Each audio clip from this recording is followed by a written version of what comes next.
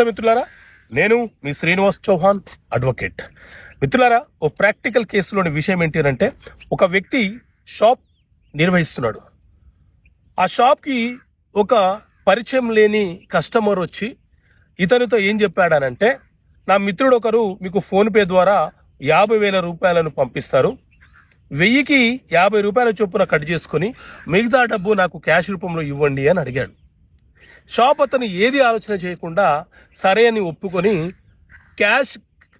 ఫోన్పేలోకి cash credit కాగానే ఇతనికి నగదు రూపంలో డబ్బులు చెల్లించేసినాడు. కట్ చేస్తే తీరా కొన్ని రోజుల తర్వాత ఇతని అకౌంట్ బ్లాక్ అయిపోయింది.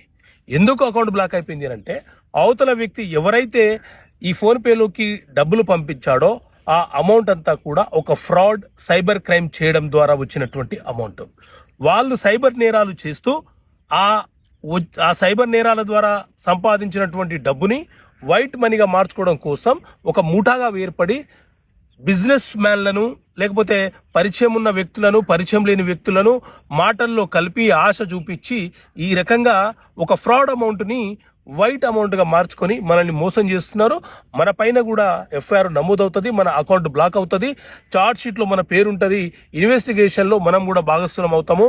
కాబట్టి ఎవరిని నమ్మి క్యాష్ ఇచ్చి మోసపోకండి. తస్మత్ జాగ్రత్త. జై హింద్.